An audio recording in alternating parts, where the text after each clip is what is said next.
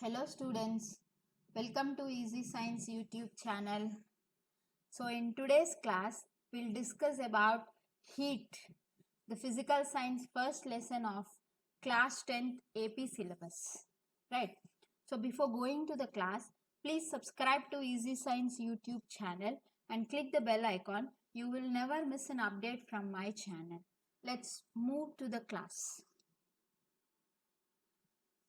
So take a wooden piece and iron piece and keep in the deep fridge for 15 minutes. After 15 minutes, right, remove both of them from the fridge and touch both the wooden piece and iron piece. Touch both of them.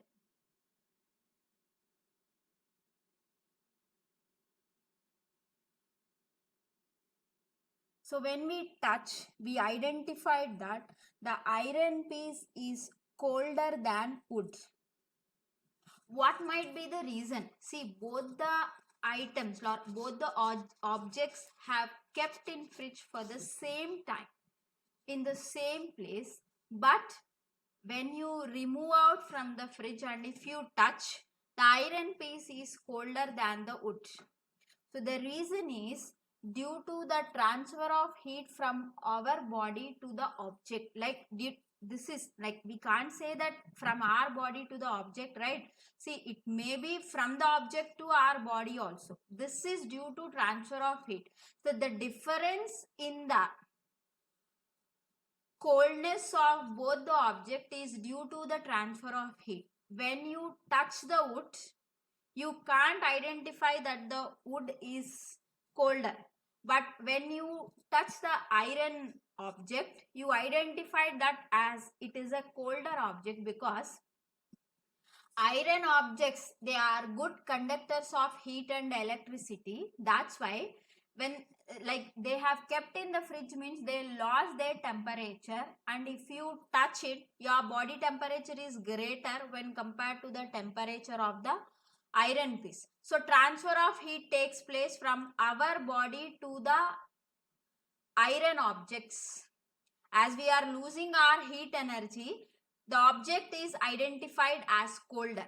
But when you touch the wooden piece, such a transfer of heat does not take place. Much transfer of heat does not take place between our body and the wooden piece. As you all aware of that, wood is a bad conductor of heat and electricity, right?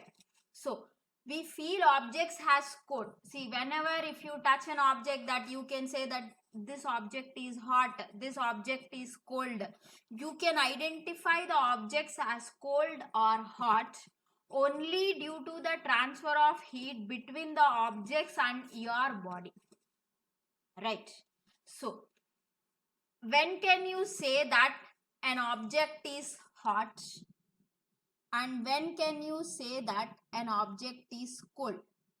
See, when you touch an object, you identified it as hot because there is transfer of heat. There is transfer of heat from that object to your body. From that object to our body. Then we say that the object is hot. Then how can you say that when an object is cold? When you touch that object, if transfer of heat takes place from your body to that object, then that object is identified as a cold object. So you can identify the object as hot or cold object due to transfer of heat only. In both the cases, transfer of heat only takes place. But in case of the hot objects, transfer of heat takes place from the objects to your bodies. And in case of cold objects, the transfer of heat takes place from your body to the object. Whatever might be the transfer, hot or cold objects can be known only due to the transfer of heat. So due to the transfer of heat only, we can identify the object as hot or cold. So the next concept is thermal equilibrium. See, the name itself indicates that thermal means heat, equilibrium state. Thermal equilibrium. See, when two objects which are having different temperatures, for example, one is having a temperature of 60 degrees Celsius and one is having a temperature of, right, one is having a temperature of 30 degrees Celsius. So I have named these objects as A and B. I think here I have given, I'll explain them. Okay. So when two objects which are having different temperatures are come close together, they are very close to each other, then what happens? Transfer of heat takes place. From where to where transfer of heat takes place? See, we can't say that just transfer of heat takes place. No. From where to where transfer of heat takes place?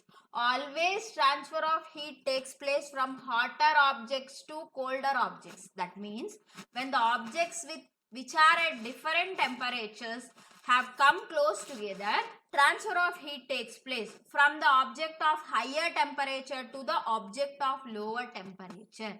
Right. Now the question is, how much time this transfer of heat will take place? This transfer of heat takes place till both the objects will attain the same temperature. For example, see, 60 degrees Celsius. Object A is at 60 degrees Celsius and object B is at 30 degrees Celsius. When these two objects come close together, transfer of heat takes place from A to B, because A is at higher temperature and B is at lower temperature. Always transfer of heat takes place from higher temperature to lower temperature. So slowly transfer of heat takes place from A to B.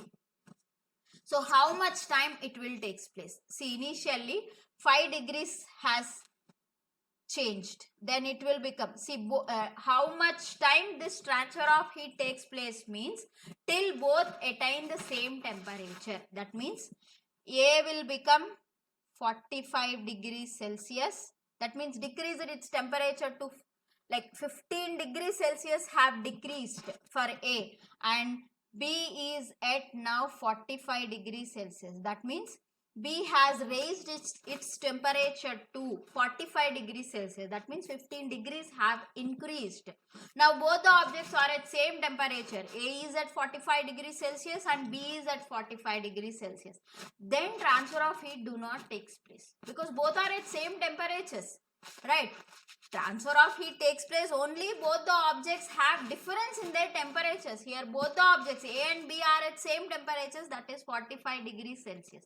Now A and B are said to be in thermal equilibrium. So what do you mean by thermal equilibrium? Means when the object come close together, there is no transfer of heat. Then those objects are said to be in thermal equilibrium. See, we can say that the objects which are in thermal equilibrium, there is no transfer of heat. That means both are at same temperature. When transfer of heat do not takes place, when the objects are at same temperature, transfer of heat do not takes place. Right? That is known as thermal equilibrium. When the objects at different temperatures are come close together, transfer of heat takes place from higher energy to or higher temperature to lower temperature till both the objects will attain same temperature. Once both the objects will attain the same temperature, then what will happen? The transfer of heat will stop. Then we can say, see, at where like both the objects are at same temperature, now transfer of heat has stopped. This position, like where the transfer of heat has stopped, then we can say that both the objects are at thermal equilibrium. That means they both have the same temperature. Right? See here. So this is the hot objects and this is the cold objects. So here I have given the arrow mark. Observe the arrow mark. Transfer of heat takes place from hotter object to colder object till both attain the same temperature. See, when they attain the same temperature, the transfer of heat will stop. So at what temperature the transfer of heat has stopped? Then that temperature, We called it as thermal equilibrium. It is called as thermal equilibrium. Thermal equilibrium. That means when objects are in thermal equilibrium, what we can say, there is no transfer of heat. When the objects are in thermal equilibrium, there is no transfer of heat. Right. Now, I have taken hot water in a beaker, right? And I have taken a thermometer, mercury thermometer. I have kept the thermometer inside the hot water. So I observe that whenever I have kept the thermometer inside the hot water, I observe that there is raise in the mercury level, right? So what, like how the mercury level has raised, like what is the reason for raise in the level of the mercury level?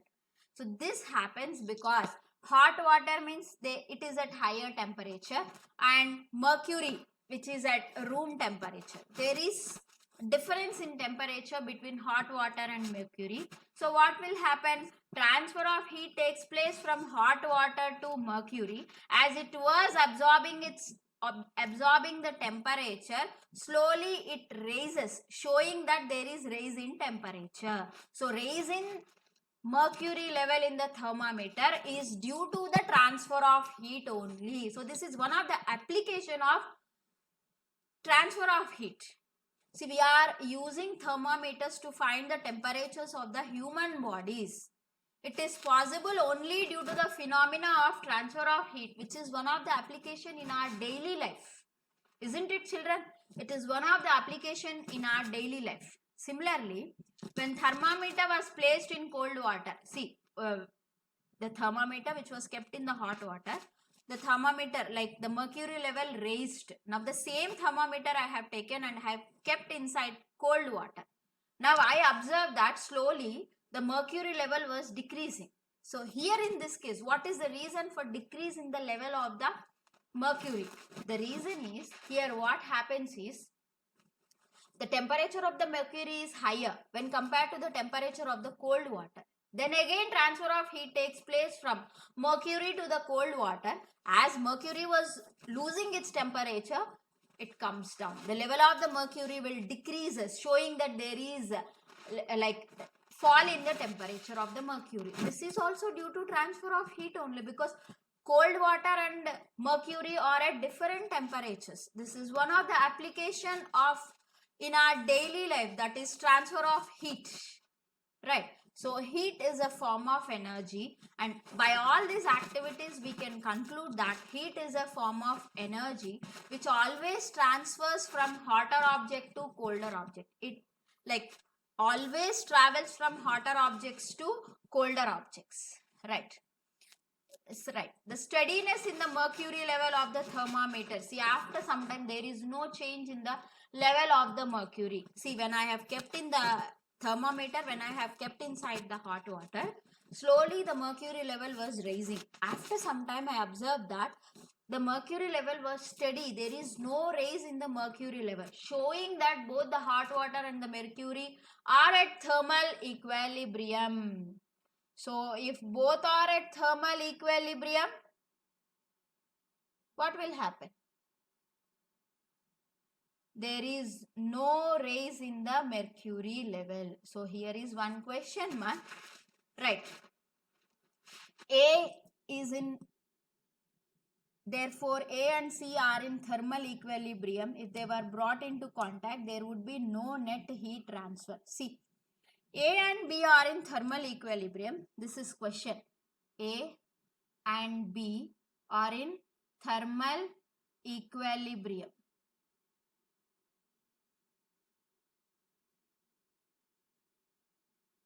Right.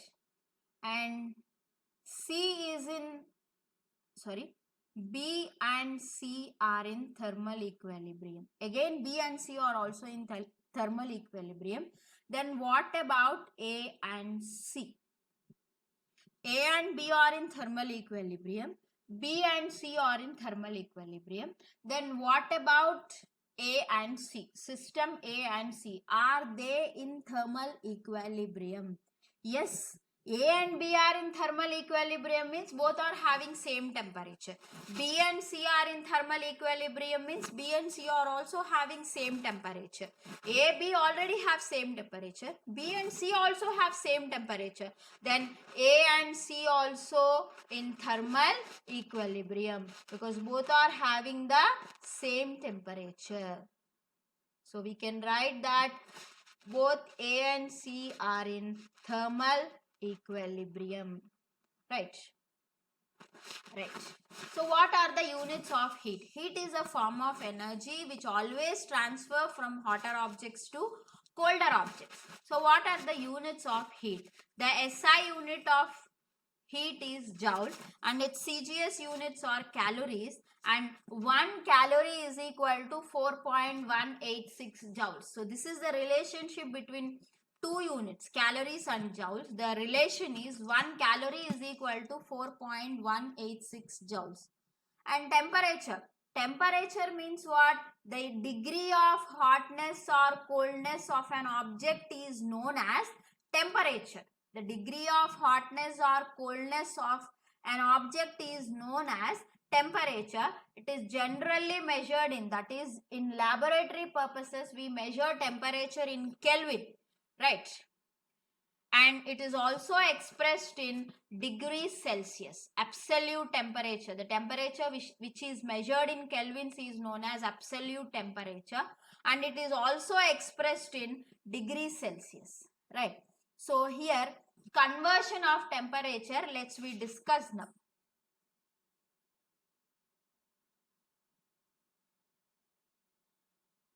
Conversion of temperature,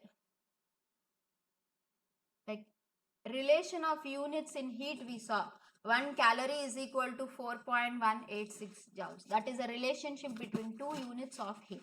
Like that, temperature have two units. One is Kelvin and one is calories. Is there any relationship between these two units? Yes. If the temperature was given in degrees Celsius and asked to change it into Kelvin means we have to add 273, and the temperature was given in kelvins and they asked to change the temperature to degrees Celsius, then we have to subtract 273. For example, if I asked 373 Kelvin, convert 373 kelvins into degrees Celsius. If I ask, what you will do? Kelvin temperature in degrees Celsius means what we have to do? We have to subtract 273. So I will do the same thing.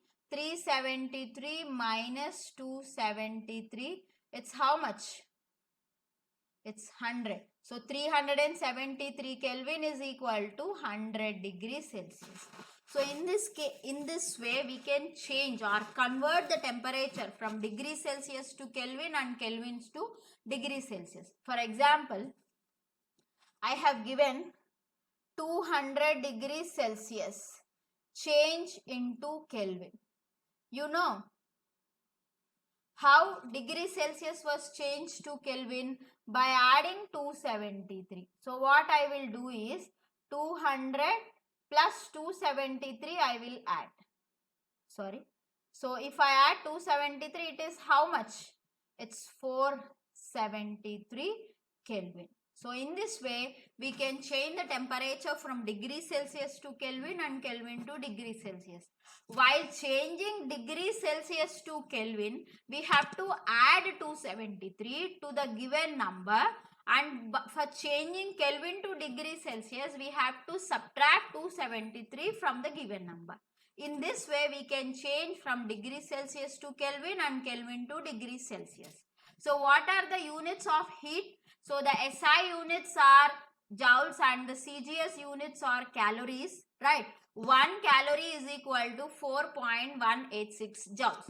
The units of temperature. What do you mean by temperature? The degree of hotness or coldness of an object is termed as Temperature. Temperature is measured either in kelvins or in degrees Celsius. You can convert degrees Celsius to Kelvin and Kelvin to degrees Celsius either by adding 273 or by subtracting 273. Right. Next we have temperature and kinetic energy. How they are related. This activity is how they are related. How the temperature and kinetic energy are related. Let's start. Right. So first take two bowls. To do this activity, we need two bowls. So I take two bowls, like china dishes we have to take, and mark them as A and B. Dishes. Two dishes are there and we have marked the dishes as A and B. In dish A, hot water is there and dish B, cold water is there. Okay. Now I just sprinkle the food color into both the bowls. What I have done? I have just sprinkled food color into both the bowls, and I observed, you know, already in 9th class you have studied, right? This is movement of the particles, right? See, in case of the liquids, the particles have some space between them and they can move randomly in different directions. Not very fast, but they can move, right? Isn't it? Right. So, I observed that the color particles, the food color particles are jiggling inside the water in both the bowls. But what I observed is this jiggling of the color particles in case of the bowl A as higher when compared to the bowl B, because bowl A contains hot water and bowl B contains cold water. Both of them has particles only. You know, matter is made up of smallest particles, molecules. Later they called it as particles. Both A and B has water and they have particles. But in case of the bowl A, it is hot water. That means temperature is higher. Temperature is higher. But in the case of the cold water, the temperature is less. As temperature is more, the movement of the particles are also more. See, any object which is in movement, what energy it has means we'll say that it has kinetic energy. The definition itself is saying that the energy possessed by the particles due to its motion is known as kinetic energy.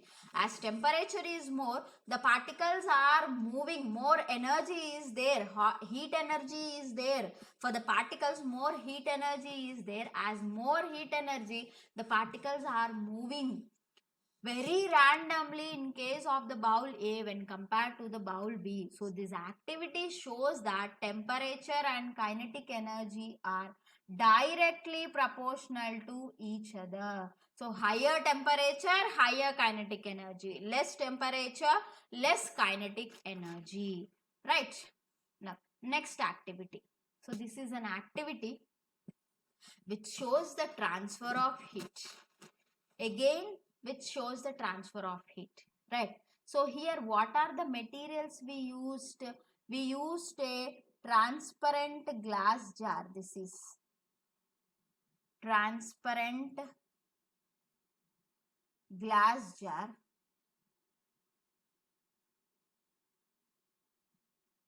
And here we have water, oil, right? Here I have given coconut oil. This is the lid. Thermometers are there.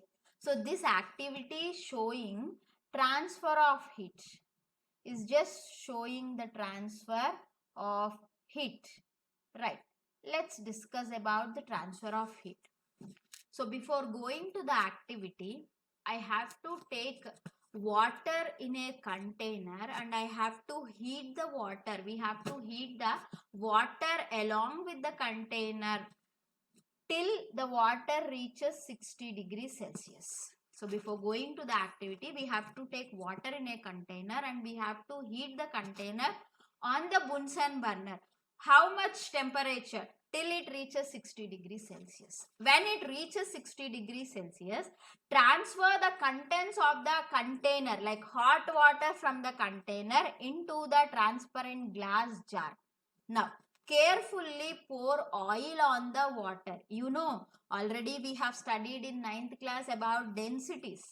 Oil has lesser density, that's why it will float on the water. A layer of oil is formed on the top of the water. Right. Now close the container, like close the glass jar with the help of a lid. Insert, like put 2 holes to the lid. Before closing the glass jar, put 2 holes to the lid and insert 2 thermometers. These 2 thermometers into the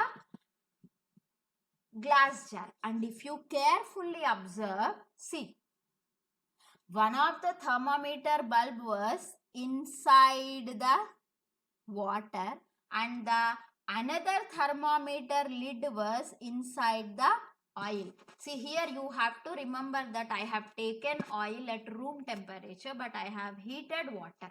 Right. Now, leave this apparatus for some time or observe this apparatus. We observe that while doing this activity, we observe that the mercury level in case of the thermometer which is inserted in the hot water, the mercury level will decreases. And when you observe the thermometer which was inserted to the oil, in that thermometer the mercury level was rising. Because here water and oil are at different temperatures. Water is at higher temperature and oil is at room temperature, means it's very less, right? So what happens? Transfer of heat takes place from hot water to oil. As water was losing its temperature, the mercury level was decreasing, and in case of the thermometer which is inserted into the oil temperature was increasing. That's why the mercury level was increasing in case of the oil. After some time, if we observe, there is a steady level of the mercury because both oil and water reaches to, sometime after transfer of heat, both oil and water reaches thermal equilibrium. Then you can observe the steadiness of the mercury level. So this activity indicates what? Always there is a transfer of heat from hot object to cold object. And oil readily gains heat because it has less specific heat value. So what do you mean by specific heat? In the next class we'll discuss. Right. I hope you all like the video. Please like, share, subscribe Easy Science YouTube channel and share with your friends. Thank you.